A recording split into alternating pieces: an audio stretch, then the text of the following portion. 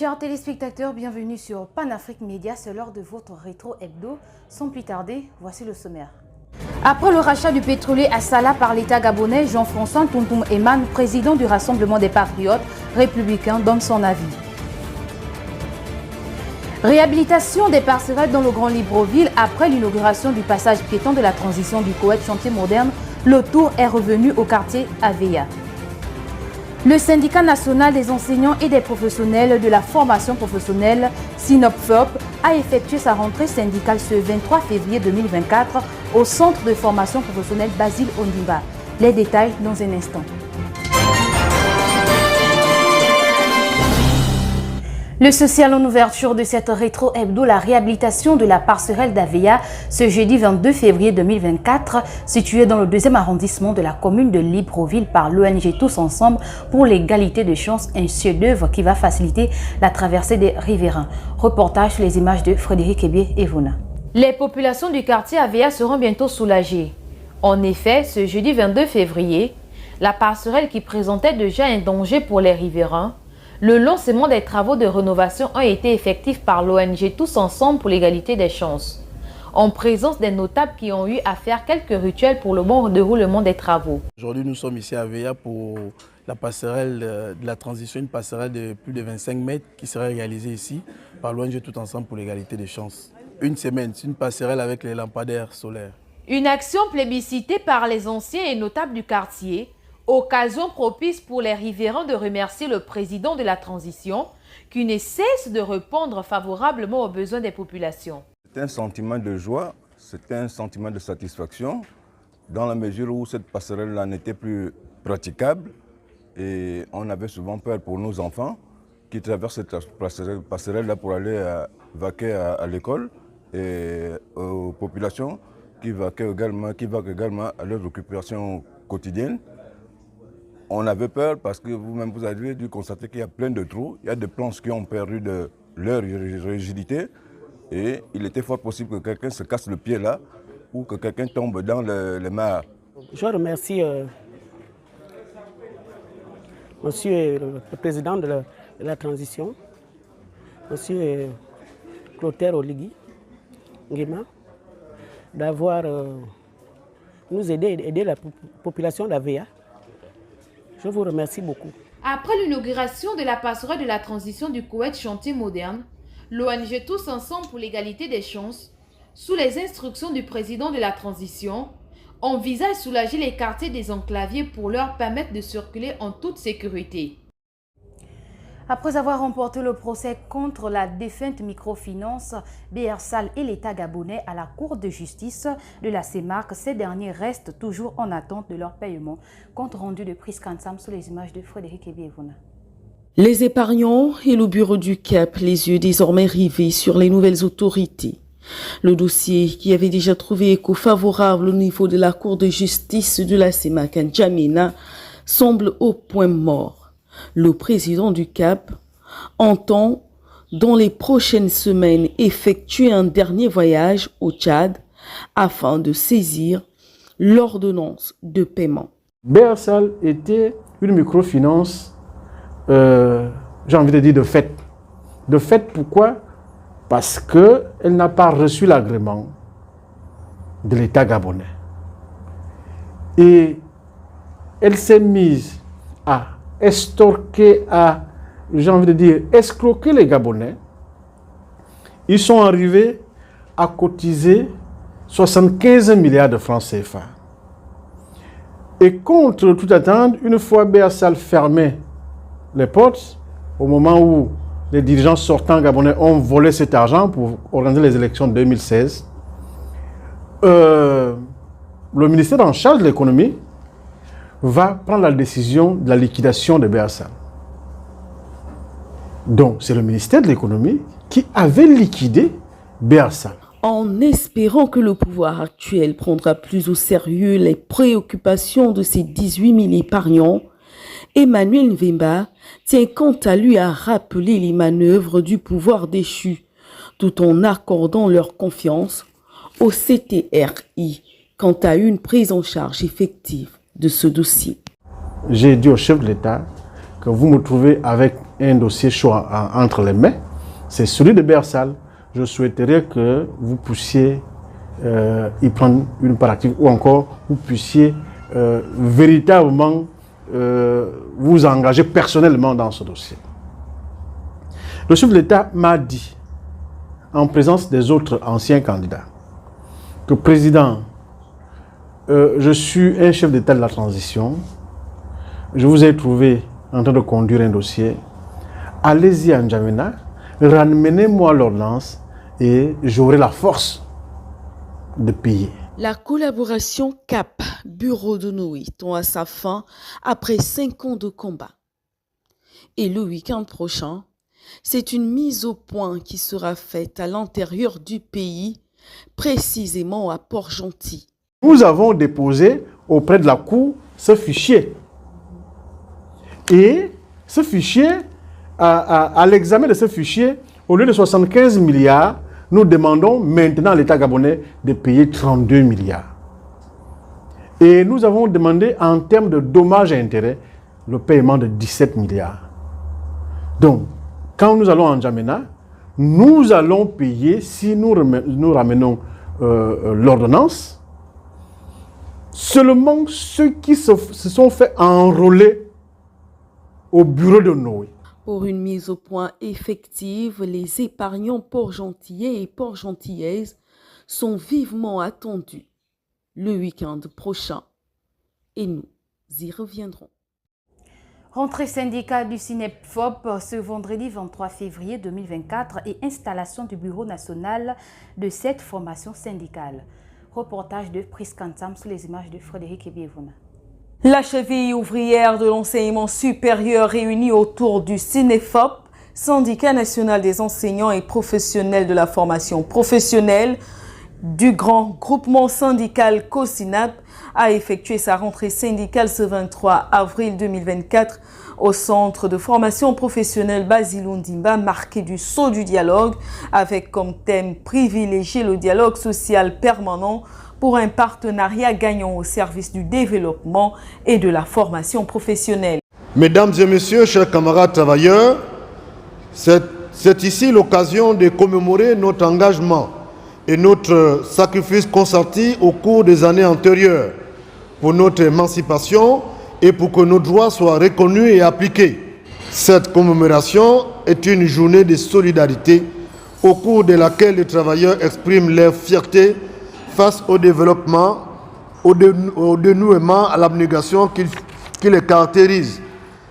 Pour cette commémoration, le thème retenu par le Bureau national est « Privilégier le dialogue social permanent pour un partenariat gagnant au service du développement de la formation professionnelle au Gabon ». Pour parvenir à de bien meilleurs résultats, au fin d'impulser un développement réel de la formation professionnelle, il faut une implication véritable des ouvriers. Il faut des cadres institutionnels de dialogue social inclusif et permanent. Il faut aussi une gouvernance participative, sans défiance ni méfiance. Un travailleur écouté est un travailleur plus motivé. Un travailleur motivé est un travailleur engagé et donc productif. Ce qui est donc décidé sans nous, on a coutume de le dire, est contre nous. Une cérémonie qui a également été l'occasion d'installer le bureau national du CINEPFOP et des délégués provinciaux.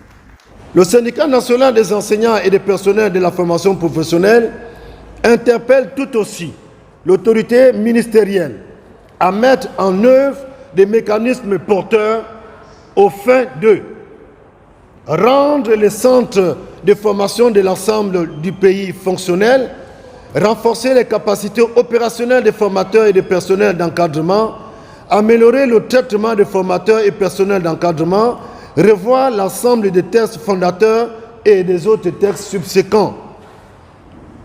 Nous voulons aussi une agence de formation véritablement préoccupée des questions de formation et non une agence de bureaux royaux et de traitements dispendieux. Ignorant lamentablement le concept de sa charge occasionnant des dépenses inopportunes en flagrant désaccord avec les objectifs assignés. Au Gabon, et comme dans plusieurs pays de la sous-région, les libertés syndicales sont encore menacées. Et pour paraphraser le président de cette formation syndicale, un travailleur écouté est un travailleur plus motivé et productif. Les yeux restent désormais rivés vers les nouvelles autorités du pays pour une véritable prise en compte des revendications des partenaires sociaux. Toujours dans cette rentrée syndicale, les attentes du Synopfop sont grandes. La révolution du travailleur est plus qu'importante. Toutefois, reste ouvert au dialogue. Compte rendu de Priscan Sam sous les images de Frédéric Ebé et Vuna. Après avoir effectué sa rentrée syndicale, le Synopfop a également remis sur la table de discussion son cahier de charges. 2024, ce doit être une année de réforme, intégrant des nouvelles priorités fixées par les plus hautes autorités de notre pays. La modernisation de l'ensemble des plateaux techniques, la formation professionnelle des formateurs et autres personnels, la valorisation des salaires des agents, la réorganisation des équipes dirigeantes de nos centres de formation, la mise en application de la nouvelle convention d'entreprise négociée d'accord partis, la valorisation complète des situations administratives des agents, la fourniture sans discontinuer de la matière d'œuvre dans tous les centres de formation professionnelle de notre pays, la réhabilitation véritable étant entendue de nos centres de formation, la redistribution et formalisation des compléments de salaire, le suivi régulier des situations sociales des travailleurs. Beaucoup d'eau ont coulé sous le pont et le Synopfop, engagé depuis plus de 9 ans dans la lutte des droits des travailleurs, en particulier ceux de l'enseignement et de la formation professionnelle.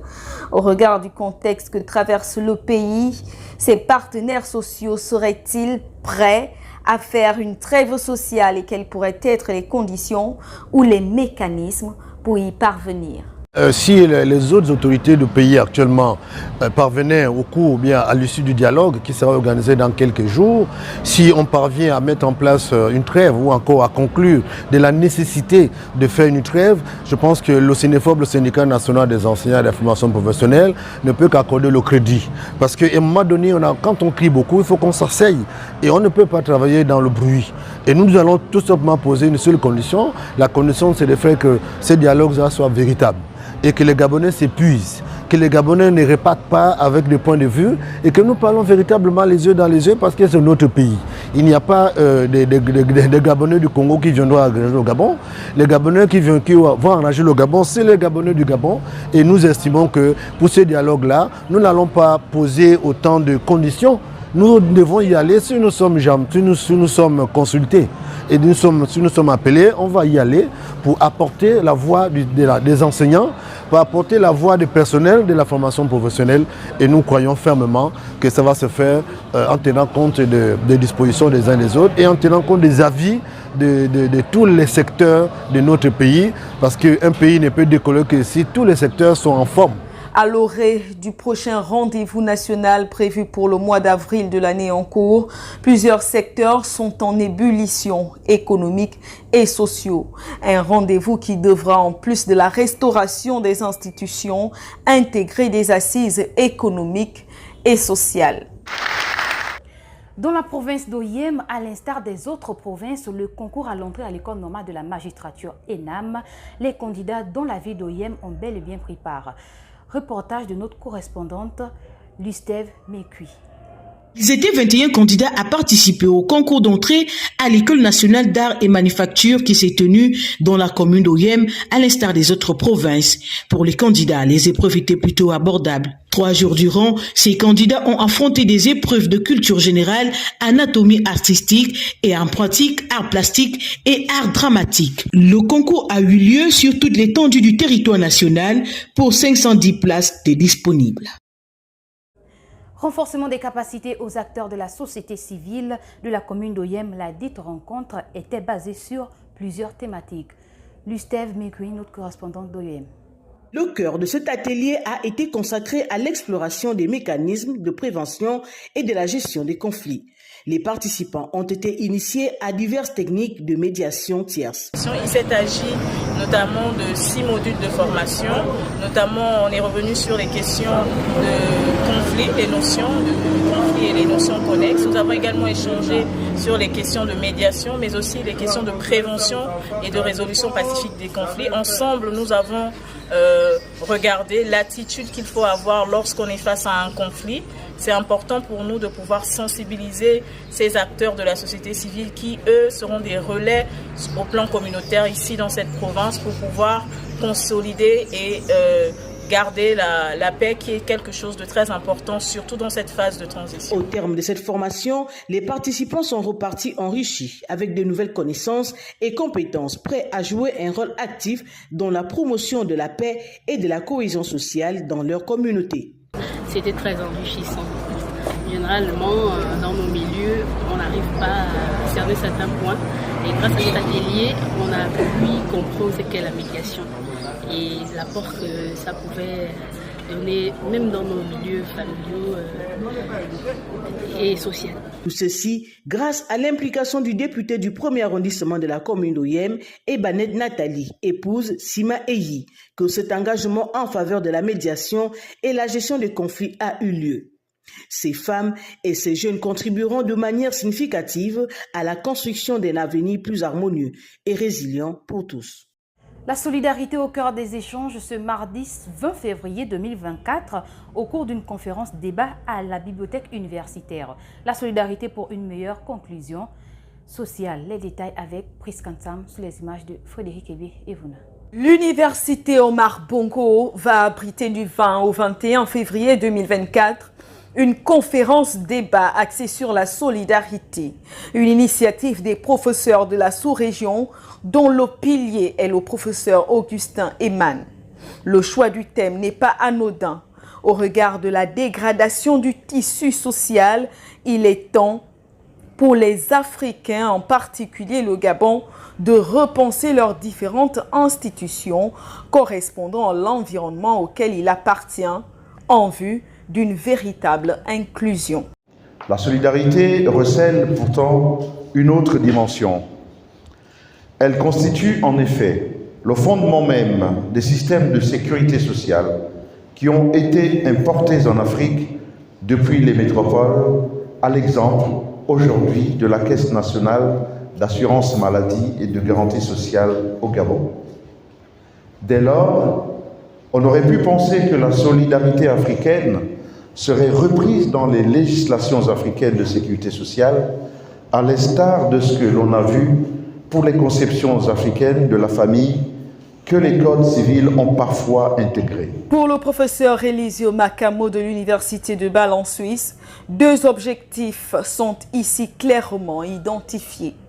Le premier objectif est la discussion, parce que nous sommes ici dans un contexte universitaire et l'université dépend beaucoup de la discussion.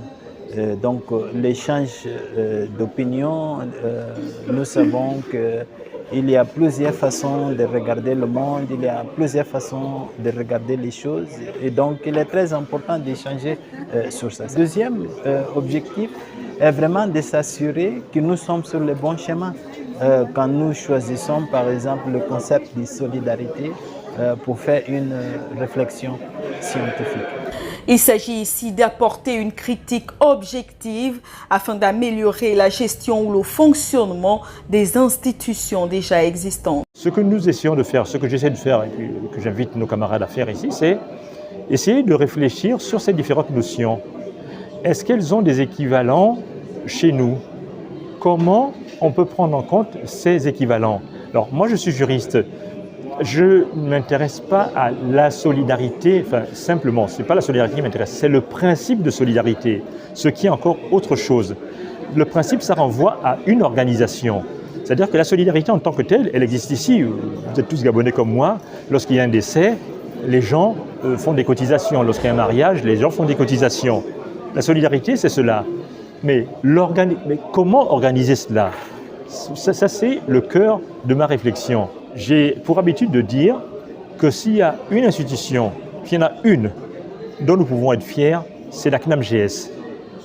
Chaque Gabonais peut s'en rendre compte tous les jours. Nous avons des familles et nous voyons combien la CNAMGS soulage le porte-monnaie des uns et des autres. Donc il ne s'agit pas de dire que tout va mal. Il s'agit au contraire de dire mais comment faire en sorte que ce soit encore mieux. Après avoir fait ses preuves sur la scène internationale, le professeur Augustin Eman veut désormais s'attaquer au cas Gabon. Pour ce dernier, le débat arrive à point nommé où les nouvelles autorités entendent rebâtir le pays jusqu'au fondement. La question de la solidarité ne saurait donc rester en marge des discussions. Jean-François Tontoum Eman, président fondateur du parti politique Rassemblement des Patriotes Républicains, RPR, a communiqué au courant de la semaine sur le rachat du pétrolier Assala par l'État gabonais. Reportage sur les images de Frédéric Ebé et Vouna. Le rachat du pétrolier d'Assala par l'État gabonais intervenu le 15 du mois en cours. Le président du Rassemblement des Patriotes Républicains, le RPR, Jean-François Tontoum Eman, a tenu à féliciter le pouvoir de la transition pour ce premier défi relevé combien de fois important pour le pays. À la suite du rachat du pétrolier Assala par l'État gabonais, le rachat intervenu le 15 février dernier du pétrolier Assala par l'État gabonais est un acte d'un très grand courage, produit d'un patriotisme sans concession. En conséquence, le président du RPR et les membres du comité directeur de ce parti, très fiers et très enthousiastes, félicitent très chaleureusement et remercie très sincèrement le général de brigade Brice Clotaire Oligui Nguema, président de la transition, président de la République, chef de l'État.